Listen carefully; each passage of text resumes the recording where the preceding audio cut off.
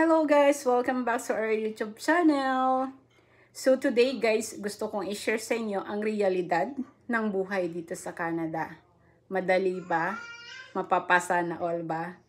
Lagi nilang sinasabi, pag nasa Canada, mayaman ka na.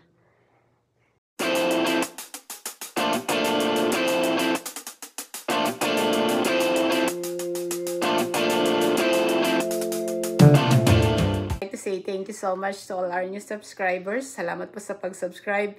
And sa mga viewers na hindi pa nakapag-subscribe, please consider to subscribe our YouTube channel, Saminado Family.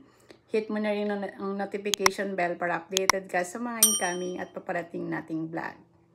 So, number 1, mapapasa na all sila kasi nag-post may sariling bahay na at sasakyan. Nakabili ng bahay at sasakyan. Yes, makakakuha po tayo ng bahay at sasakyan dito sa Canada. But again, ito po ay utang. Some of the Filipino or some of our kababayan have 2 to 3 jobs to support their mortgage, mabayaran mga bills nila, car insurance, bi-weekly na payment sa sasakyan. Choice po natin yon, especially sa car. Necessity yung sasakyan dito. Minsan mapunta ka sa mga city na walang available public transportation. Paano ka makakapasok sa trabaho? During winter season, ang taas ng snow, paano ka makakapagtrabaho? You need to go from other places. Walang available transportation or public transportation, hindi ka makakapunta, hindi ka makakapag-grocery. Or else, magbabayad ka ng taxi or Uber.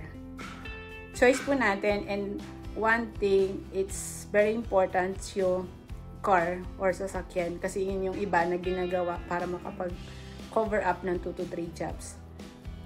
So, hindi po madali ang buhay dito sa Canada. And, dun sa mga nagsasabi na easy money lang yung pera dito sa Canada, yes po, it depends on you kung hindi ka maarte o hindi ka maselan. At ibababa mo yung pride mo. Kung sa Pilipinas ay manager ka, kung sa Pilipinas ay ikaw ay boss, pagdating mo dito, is pantay-pantay lang.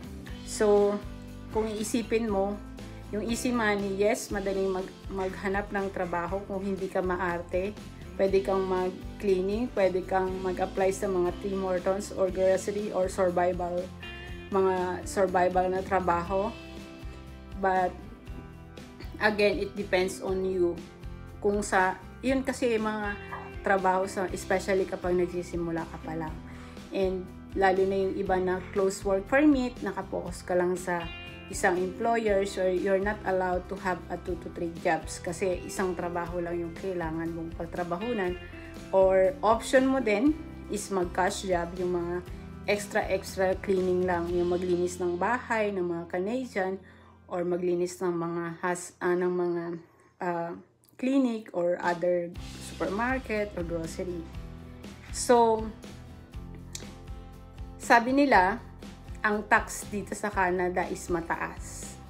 Yes, mataas po yung tax dito, but different provinces may iba-ibang percentage, like 5%, 10%. So, magkakaiba po yung mga province. And one of your thing na pwede mong i-consider when you are planning to here to Canada is search mo yung mga percentage or tax bracket ng province na pupuntahan mo. Pwede mo siyang may consider at malaking bagay din yun na makakatulong sa cost of living mo dito sa Canada.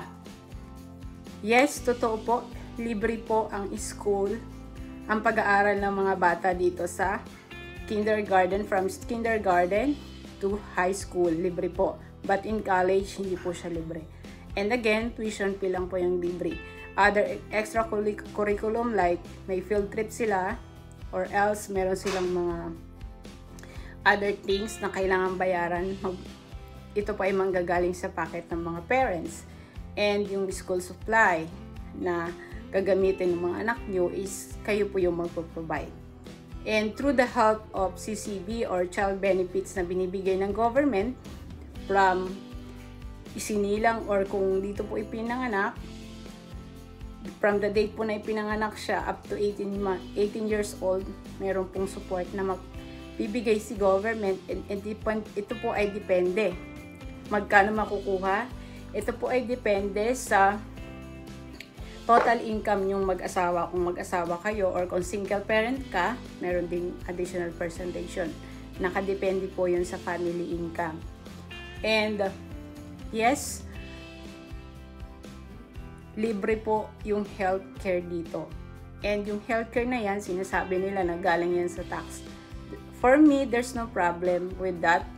Kasi sa Pilipinas ako, nagbabayad din ako ng tax. But I will not feel kung saan napupunta yung binabayad kong tax. But here in Canada, kahit minimum wage ka lang, nagbabayad, kinakaltasan ka ng government ng tax. But yun po ay nakalaan sa mga bagay na kailangan ng mga citizen or ng mga permanent residents. Like nga po dyan sa child benefits, sa education ng mga bata, nakabudget na yan. Other things sa construction, yung mga highways, yung mga roads, and other renovation ng mga government properties, nanggagaling po yan sa tax ng mga tao na nagtatrabaho. But for me, it's worth it. Okay? Next is, sobrang lamig dito sa Canada. Yes po, sobrang lamig dito sa Canada, especially during winter season. But again, you need to double check doon sa mga province na pupuntahan nyo. One of the thing na pwede nyo i-consider is yung gaano ba kamusta ba yung winter season. 'Di ba? Mayroong mga province dito sa Canada na sobrang lamig pero hindi mataas ang snow. Meron namang province dito sa Canada na gabundok ang snow pero hindi naman ganong sobrang lamig or normal lang yung lamig. Meron namang iba na hindi talaga nila totally hanggang ano lang yung snow. So, hindi ganong katagalan. So, magkakaiba yung mga status in terms of winter season. But, one thing na pwede natin i-consider and mapapractice din natin yung layering ng ng pagsusuot natin ng mga winter clothes para makasurvive tayo dito sa winter season.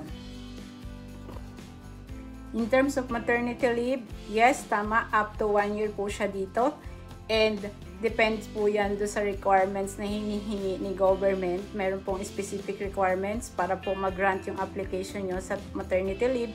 And choice nyo pong mag-asawa kung gagamitin nyo siya ng ang isa lang sa isang taon or else 6 months po for mother and 6 months for father.